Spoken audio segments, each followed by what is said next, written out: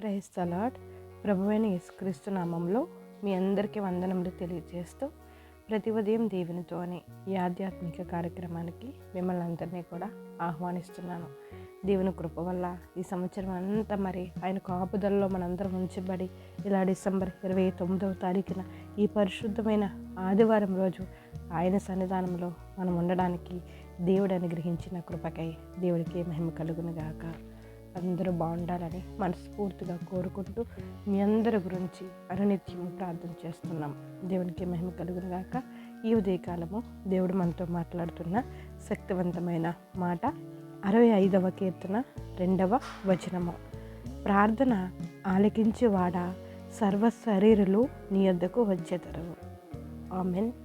ప్రార్థన ఆలకించువాడా. మన దేవునికి ఉన్న ప్రతిష్టమైన నామాలలో, పేర్లలో ప్రార్థన ఆలకించేవాడా అన్నది కూడా ఒకటి. నిజమే, ఆయన ప్రార్థన ఆలకించేవాడు. అందుకే కదండి, ఆ నమ్మకంతోనే కదండి, ఆ విశ్వాసంతో కదండి మనం ప్రతి ఉదయం దేవునికి ఇలా ప్రార్థన చేస్తున్నాం. ఎందుకంటే మన ప్రతి మొరను ఆయన ఆలకించేవాడు. ఈ లోకంలో మనుషులు మనం చెప్పిన మాటలు వింటారో వినరో, మన బాధలు వింటారో వినరో తెలియదు. కానీ ఒకవేళ ఎవరైనా ప్రాణ స్నేహితులని మన సమస్యలు చెప్పుకున్నా వారు విన్నట్టు నటిస్తారో ఏమో తెలియదు. ఒకవేళ విన్న 10 మందితో మన సమస్యలను పంచుకుంటారేమో. కానీ నా దేవుడు ప్రార్థన ఆలకించి దేవుడు. నీ ప్రార్థన ఆలకించి, నీ మొరని ఆలకించి ఆ సమస్య నుంచి బయట పడవేసే దేవుడు నీ దేవుడు మాత్రమే. ప్రార్థన ప్రతి పరిస్థితిని మారుస్తుంది. ప్రార్థన వలనే సమస్తమును కూడా సాధ్యమవుతుంది. నువ్వు ఆధ్యాత్మికంగా దేవుడిలో బలపడాలన్నా, లేదా నీ యొక్క కుటుంబ జీవితము బలపడాలన్నా, నీ కుటుంబము ఆశీర్వదించబడాలన్నా, నీ బిడ్డలు వృద్ధిలోనికి రావాలన్నా, నీ చక్కని ఆలోచనలో దేవుడు నిన్ను నడిపించాలన్నా ప్రతిదానికి ఆయుధము ప్రార్థన మాత్రమే. మరి ముఖ్యంగా యేసుక్రీస్తు ప్రభువారు అంటున్నారు, నీవు శోధనలో ప్రవేశించకుండా ఉండినట్లు మెలకువ కలిగి ప్రార్థన చేయని. మెలకువ అంటే నిద్రలేచి మనం కూర్చుని ప్రార్థన, ఆ మెలకువ కాదు. కానీ ఆత్మలో నువ్వు ఎప్పుడు కూడా మెలకువగానే ఉండాలి. దేవునితో ఎప్పుడు కనెక్ట్ అయ్యే ఉండాలి. మన ప్రార్థన వల్లనే మనం ఇలా ఉన్నాము. అందరం కూడా ప్రార్థన చేసుకుందాము. ప్రతి ఒక్కరు మరణ దేవుడు ఆలకించే దేవుడు. ఆమెన్. ఈ వాక్యాన్ని చాలామంది దేవుడును ఎరగిన వారు కూడా చూస్తూ ఉంటారు. మీతో కూడా దేవుడు మాట్లాడుతున్నారు. దేవుడు ప్రార్థన ఆలకించేవాడు. నీకు ఏ సమస్య ఉన్నా, ఏ ఆనందం ఉన్నా, ఈదున్నా, ఎలాంటి విషయాన్ని నీవు దేవుడితో పంచుకోవాలన్నా ప్రార్థన రూపంలో దేవుడితో మాట్లాడు. దేవుడు తప్పకుండా ప్రార్థన ఆలకిస్తారు. ఆయన సెలవిస్తున్నారు, సర్వ శరీరులు కూడా ఆయన యుద్ధకు వస్తారు. ఈరోజు నేను వచ్చాను, రేపు నువ్వు తప్పకుండా వస్తావు. దేవుడికే మహిమ కలుగును గాక. మీరందరూ కూడా సర్వ శరీరులై ఉండి దేవుని యొద్దకు వస్తారు. ఎందుకంటే దేవుడు మాత్రమే ప్రార్థన ఆలకించేవాడు. కాబట్టి మనమందరము చేస్తున్న ప్రార్థన దేవుడు తప్పకుండా ఆలకిస్తున్నారు. మనం సందేహం లేకుండా మనం దేవుడికి మొరపెడదాం, ప్రార్థన చేద్దాము. ఆయన మన ప్రార్థన ఆలకించి మనకు కావలసిన ప్రతి అవసరతను యేసు నామంలో మనందరికీ తీరుస్తారు. సర్వ శరీరులు కూడా ఆయన వద్దకు వస్తారు. ఒక సహోదరుడు అంటండి, ఆయన ఇలాగే ఎవరో చెప్తుంటే, మీరు ప్రార్థన చేసుకోండి, తప్పకుండా దేవుడు మీ పట్ల అద్భుతమైన కార్యాలు జరిగిస్తారు అని చెప్పినప్పుడు, అతని బలహీనతను బట్టి, లేదా అతనుకున్న సమస్యను బట్టి, కుటుంబ పరిస్థితిని బట్టి ప్రార్థన చేసుకోగా దేవుడు అతని ప్రార్థనకి మరి ఆలకించి అద్భుతమైన సమాధానం ఇచ్చి అతని సమస్యను తొలగించినప్పుడు అతను దేవుని మందిరానికి వెళ్ళడం మొదలుపెట్టారు. అలా వెళ్తున్నప్పుడు అతను రక్షించబడ్డారు. హల్లెలూయా. రక్షించబడిన తొలి రోజుల్లో అతన్ని రక్షణలోనికి నడిపించిన సేవకుడు అతనికి ఒక మాట చెప్తాడు. ఏమనిస్తానంటే, నువ్వు ప్రార్థన చేస్తున్న ప్రతిసారి దేవుడు వింటున్నాడు అని నమ్ము. నువ్వు ప్రార్థన చేసే సమయంలో ఒక కుర్చీ వేసుకుని యేసయ్యను ఆహ్వానించు. ఆయన వచ్చి కుర్చీలో కూర్చుంటారు. అది నీవు విశ్వసించి ఆయన పాదముల మీద పడి ప్రార్థన చేయి. ఈ విధానం నీ జీవితంలో నిన్ను ప్రభువుకు దగ్గరగా చేరుస్తుంది అని చెప్పారు. ఆమేన్. ఈ విధానాన్ని ఆ సహోదరుడు ప్రారంభించారు. అలాగే ప్రతిరోజు ప్రార్థన చేసుకునేటప్పుడు ఒక కుర్చీ వేసి, లేదా ఆయన ప్రార్థనా స్థలంలో ఒక కుర్చీని అక్కడ అలానే ఉంచి ప్రార్థన చేసుకుంటూ ఉండేవారు మోకాళ్ళేసి. ఎందుకంటే ఆయన విశ్వసించేవారు ఆ కుర్చీలో కూర్చుని దేవుడు నా ప్రార్థన ఆలకిస్తారని. అలా కొన్ని సంవత్సరములు గడిచాయి.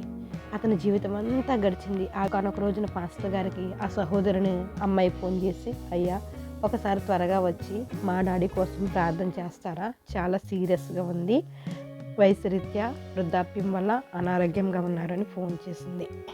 మా డాడీ ఇంకా బ్రతకరని డాక్టర్స్ చెప్తున్నారు, మీరు త్వరగా వచ్చి ప్రార్థన చేస్తారా అని అడిగినప్పుడు మాస్టర్ గారు పరుగున హాస్పిటల్కి వచ్చారు.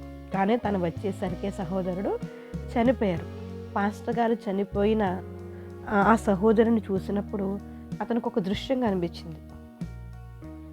దృశ్యం చూస్తుండగానే అతనికి ఒక ప్రశ్న కూడా తలెత్తింది. ఆ ప్రశ్నకు జవాబు తెలుసుకోవాలని ఆశించి పక్కనే ఉన్న కుమార్తెను చూసి, అమ్మ మీ తండ్రి పక్కన ఒక కుర్చీ ఖాళీగా ఉంది, మీ తండ్రి చెయ్యి ఆ కుర్చీ మీద పెట్టబడి ఉంది, ఎందుకు ఆ కుర్చీ పైన మీ తండ్రి చెయ్యి పెట్టాడో చెప్తావా అమ్మా అని అడిగారంట. మా డాడీ ఎప్పుడు ప్రార్థన చేసినా సరే తన పక్కన ఒక కుర్చీ ఖాళీగా పెట్టుకుంటారు. యేసయ్య వచ్చి ఆ కుర్చీలో కూర్చుని తన ప్రార్థన వింటారని విశ్వసిస్తారు. ఆ విధానం ఎప్పటి నుండో మా డాడీ పాటిస్తున్నారు. మరణ సమయం వచ్చినప్పుడు నా తండ్రి ఆ కుర్చీలో కూర్చున్న యేసయ్యకు తన చేతిని ఇవ్వగా యేసయ్య మా తండ్రి ఆత్మను తనతో పాటు పరలోకం తీసుకుని వెళ్ళారు. అందుకే నా తండ్రి చెయ్యి ఆ కుర్చీపై ఉన్నదని మాట్లాడారు. ఆమేన్. ఆహా, ఎంత ఆత్మీయత, ఎంత నిశ్చయత! మనము ప్రతిదినము ప్రతి క్షణము దేవునితో సత్సంబంధం కలిగి జీవించడం గొప్ప భాగ్యము. ఆ బంధము బ్రతుకున్నంత కాలము మనకు క్షేమాన్ని, నెమ్మదిని, అలాగే మరణించే సమయమున నిశ్చయతను అనుగ్రహిస్తుంది. ఇటువంటి అద్భుతమైన ఆత్మీయ బంధాన్ని దేవునితో ప్రతిదినము కలిగి ముందుకు సాగిదాం. మరణ దినము వచ్చినప్పుడు ఈ లోకయాత్ర ముగించి పరలోక జీవనాన్ని యేసుతో కొనసాగిద్దాం. అప్పటి వరకు యేసయ్యతో వేరు చేయజాలని బంధములను మనము కలిగి ఉందాము. దేవునికి మహిమ కలుగును గాక. ఒకని జన్మదినము కంటే వాని మరణ దినమే మేలు అని దేవుని వాక్యం సెలవిస్తుంది ప్రసంగి గ్రంథంలో. ఈరోజు మనం సజీవంగా ఉన్నాము, కానీ ఏ సంవత్సరంలోనైనా, ఏ నెలలో అయినా, ఏ దినంలోనైనా, ఏ గడిలో అయినా కన్ను మూస్తామో తెలియదు. కానీ అలా కన్ను మూసే రోజు వచ్చినప్పుడు క్రీస్తులో కన్ను మూస్తే మనము ధన్యులము. దేవుడికి మహిమ కలుగును గాక. ఎంత గొప్ప ధన్యత అండి! మన ప్రార్థన వలన ఈ భూలోకంలో ఉండగా మనకి, మన కుటుంబానికి క్షేమాన్ని, నెమ్మదిని కలగజేసే దేవుడు. అదేవిధంగా మరణం తర్వాత దేవుడు మనకి నిత్య జీవాన్ని అనుగ్రహించే దేవుడు. కాబట్టి మనందరం కూడా ప్రార్థన చేద్దాం. ఎలా ప్రార్థన చేద్దాము? మన ప్రార్థన ఆలకించే దేవుడు మనతో ఉన్నాడని, దేవుడు మన ప్రార్థన ఆలకిస్తున్నాడని, నువ్వు ప్రార్థన చేస్తున్నప్పుడు దేవుడు నీతోని, నీ పక్కనే, నీ ఎదురుగానే కూర్చుని ఉన్నాడని నమ్మి ప్రార్థన చేయి. నెమ్మదిని, సంతోషాన్ని, క్షేమాన్ని నీవు కలిగి ఉండు, నీ బంధువులు కలిగి ఉండినట్లు నీవు సహాయం చేయి. అటువంటి కృపను మనందరం కూడా పొందుకుందాముగాక. ప్రార్థన చేసుకుందాం. జీవం కలిగిన దేవా, మీకు వందనాలు, స్తోత్రాలు చెల్లించుకుంటున్నాం తండ్రి. ఈ ఉదయకాలం అద్భుతంగా మీరు మాతో మాట్లాడారు ప్రభా. ఈ పరిశుద్ధమైన ఆదివారం తండ్రి, ఇదిగో మీరు నాతో మాట్లాడినందుకు మీకు లెక్కలేని వందనాలు, స్తోత్రాలు తండ్రి. మీకు వందనాలు ప్రభా. మీకు స్తోత్రాలు చెల్లించుకుంటున్నాం.